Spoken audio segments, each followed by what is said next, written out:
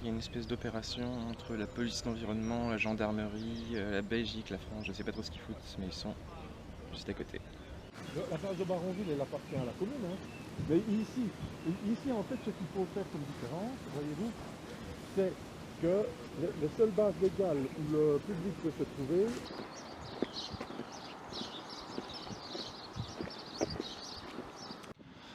Donc on est sur le pont de R. Par là-bas c'est la France, là c'est la Belgique.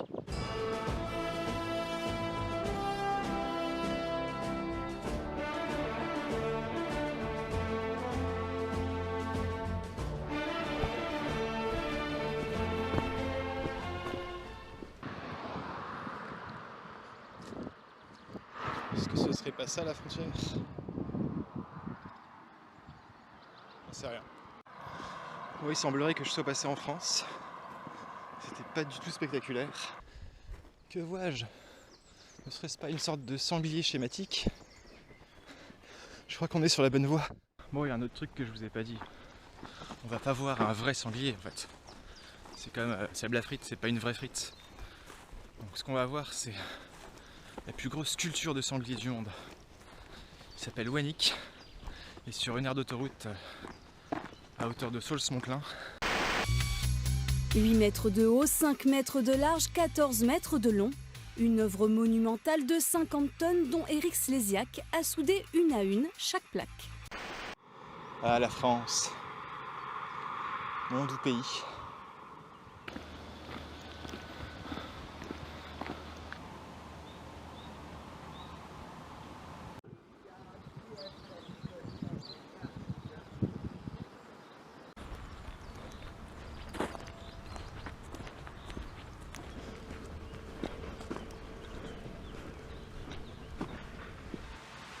Il pleut. Il pleut de plus en plus fort, donc je vais essayer de trouver un endroit un peu plus abrité que les marronniers sous lesquels je suis. Et puis j'espère que ça va pas trop durer. J'ai trouvé refuge sous le porche de l'église Bon Secours, qui ma foi porte bien son nom.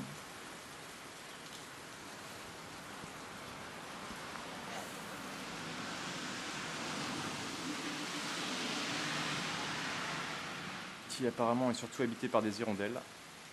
J'attends avant de repartir. Et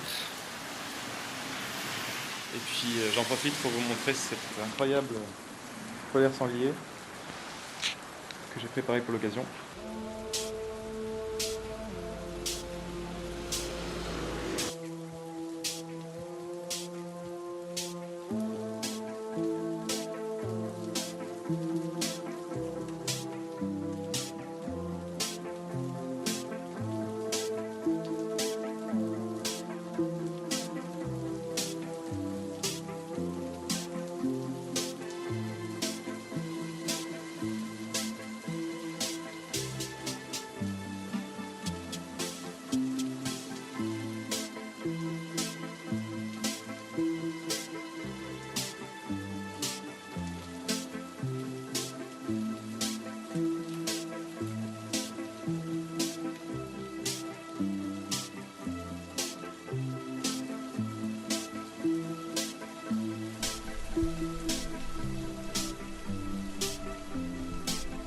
Je sais pas si on m'entend, mais derrière moi c'est le fort de Charlemont.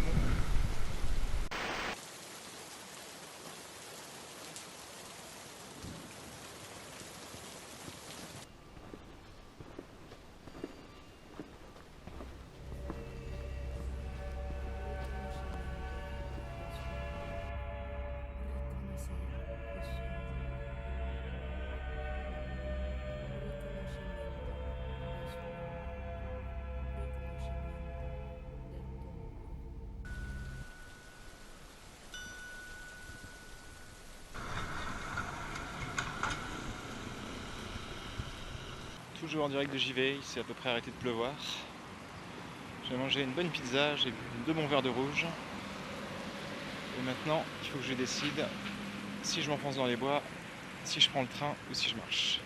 Je suis planqué en bord de Meuse, comme vous pouvez le voir. Il pleut pas des masses. Et je vais sans doute prendre le train pour fumer s'il n'y a pas d'orage.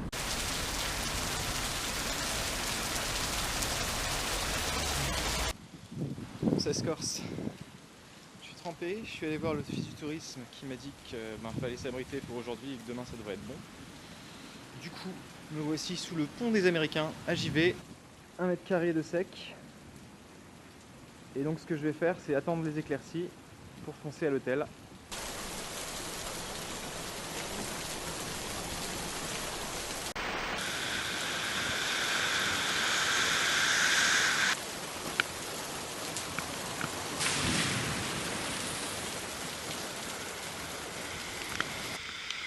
It was at this moment that he knew. He fucked up. Bon, ça s'arrange pas. J'ai traversé JV pour aller dans un hôtel qui apparemment est complet. J'avais de l'eau jusqu'à 20 cm sur les jambes. Il y a un moment j'ai dû faire demi-tour tellement c'était inondé, je crois qu'on peut le dire. Et du coup, je sais pas du tout où je vais dormir. Donc je vais retourner à la gare. Et puis je vais zoner là-bas ou peut-être descendre dans le sud quelques dizaines de kilomètres en espérant que le temps soit correct.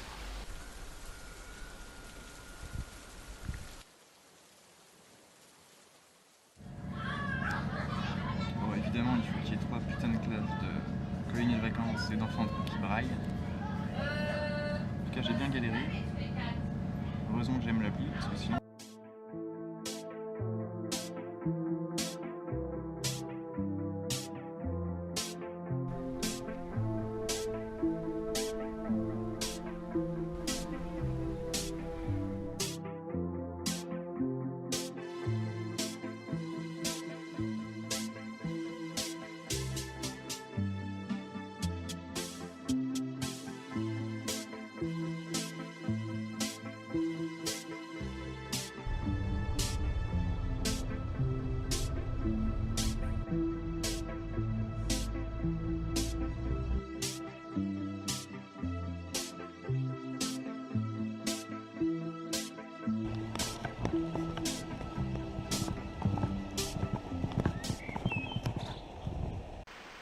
Et me voilà calé, comme un petit bourgeois, pour 50 €.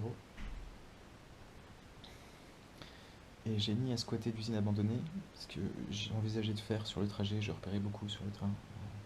C'est une usine, est-ce que c'est abandonné? Peut-on entrer là? Et je me suis imaginé aussi demander à des mecs qui zonent à la gare, parce qu'il y a toujours des mecs qui zonent dans une gare d'une certaine taille.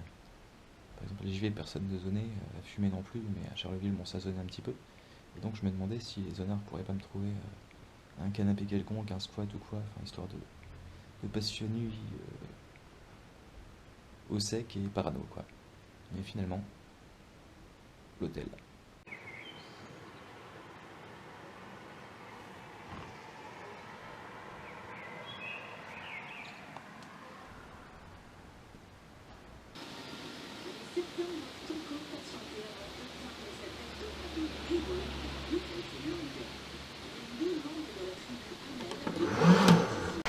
Je me rends compte que j'ai pris trop de trucs et qu'il faut que je m'allège. De fait, je vais même pas prendre le savon de l'hôtel. Ce serait peut-être la première fois de ma vie. Là, c'est une dent de sanglier qui vient de mon village. Bon, et que ce soit clair aussi. Antoine de Maximi, des fois, il dort à l'hôtel. Et Chaillet, des fois, il dort à l'hôtel aussi. Donc, et je pense qu'Indiana Jones, il dormait à l'hôtel. Richard Burton, ça a dû lui arriver. Alexandre David-Néel, pareil. Enfin, tous les grands, les grandes, quoi, d'exploration, dormaient dans des hôtels parfois.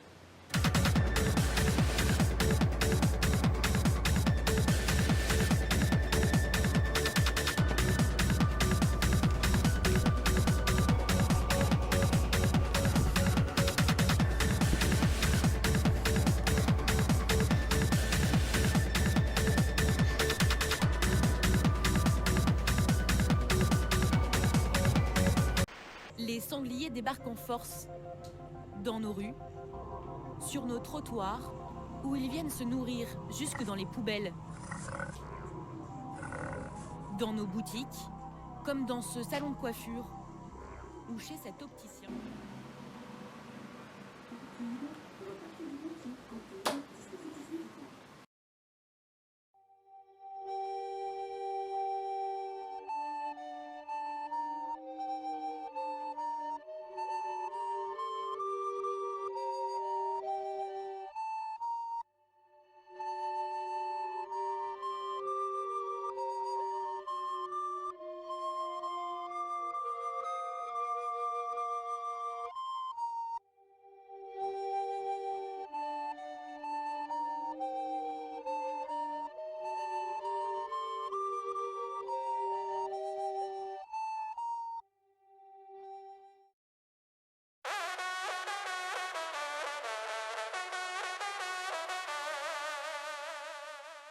en direct de Charleville.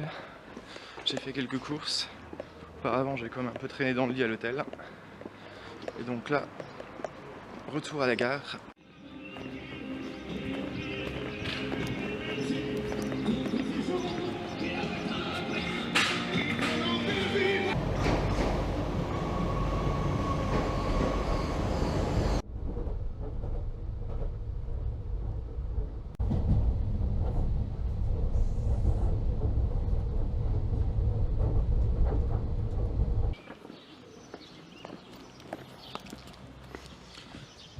Bon bah je viens d'arriver à Revin. J'ai mis mon chapeau magique parce qu'il est censé ne jamais mal tomber et me protéger du soleil. Je vais faire quelques courses et puis ensuite direction les Masures et le lac des Vieilles Forges.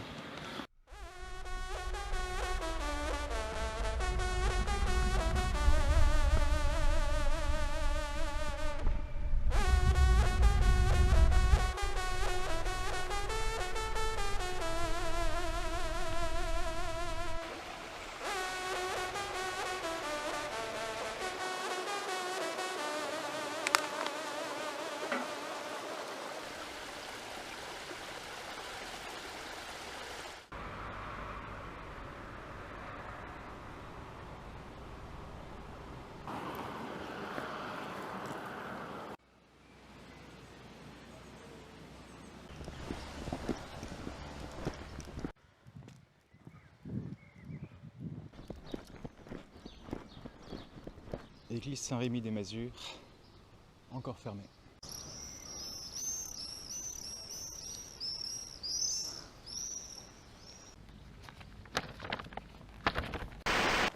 En fait, c'est possible que toute cette histoire de grand sanglier ce soit qu'un prétexte. Un prétexte pour me barrer de chez moi, pour avoir moins de confort, pour en chier un peu, pour transpirer. Pour voir du pays aussi. Pour sortir d'habitudes parfois malsaines qui font que rien ne change, pas de nouvelles idées. Il y a aussi le fait que dans mon cas, je fais un travail où je croise énormément de monde. Ça m'arrive de parler à plusieurs centaines de personnes dans la même journée. Et comme de base, je suis un introverti, ça me fatigue énormément. Et ensuite, j'ai plus envie de voir même les gens que j'aime beaucoup. J'ai envie d'être seul. Putain, mais je croyais que Queen jouait plus, que Johnny Hallyday était mort, et apparemment non, ils sont à Monthermé. Enfin, ils étaient à Monthermé. Ah non, mais putain, c'est ce week-end. Ah, mais énorme. Comme quoi, les Ardennes, c'est plein de secrets. J'aurais jamais imaginé que Johnny serait ressuscité pour jouer dans un petit bled du coin. Et pourtant.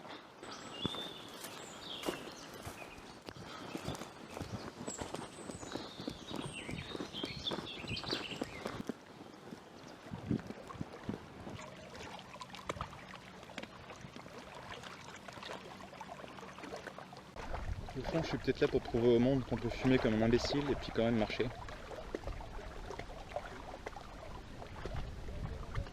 C'est peut-être ça.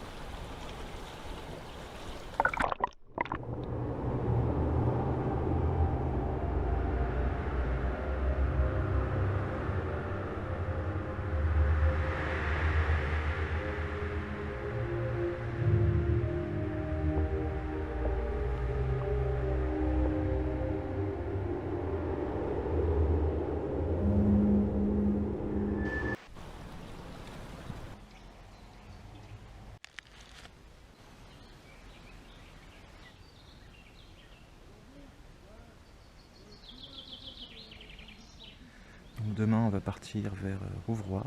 On va enfin se barrer des nationales pour avoir un chemin de grande randonnée qui est la via l'Hemovision 6 qui va en gros de Namur à Vézelay, si je dis pas de conneries. Et donc je vais avancer autant que je pourrai dans ce sens. Et ensuite ce sera le premier bivouac. 19h13. Je ne sais pas si vous entendez, mais j'ai droit à un combo groupe de musique qui joue en bas, au bord du lac, et bébé qui chiale. Oui, j'ai oublié de préciser que c'était actuellement une reprise de Benabar. Bon, Dieu merci pour ce soir, j'ai mes précieuses boules caisses, mais tout de même quoi, Benabar.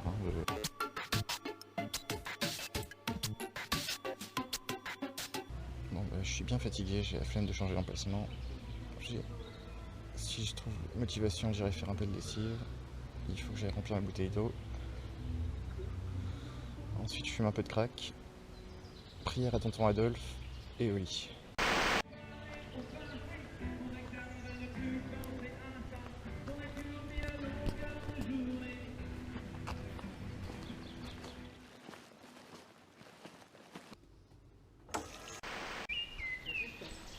Bon, j'ai lavé mes fringues.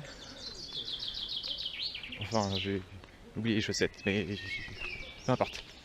Et puis, ben, j'ai rempli de l'eau. Et j'ai la flemme de descendre en société. Donc je vais rester dans ma tente, préparer tous les trucs pour demain, histoire de nous faire un magnifique itinéraire. Alors, avant de s'endormir, toujours attacher ses chaussures ensemble, au cas où des renards viennent les voler.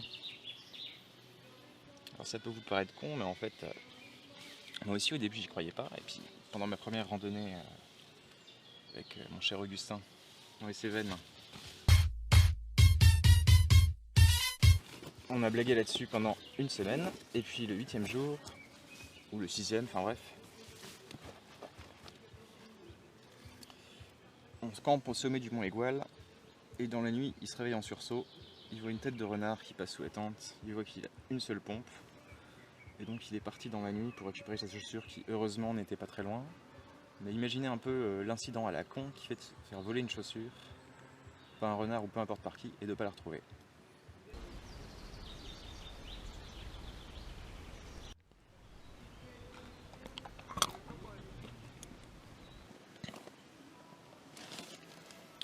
Bientôt 2h du mat, bien entendu la nuit aurait été trop tranquille s'il n'y avait pas une bande de connards pour passer de la musique à fond. Putain. Bon honnêtement j'aurais mieux fait de camper au fond d'un bois.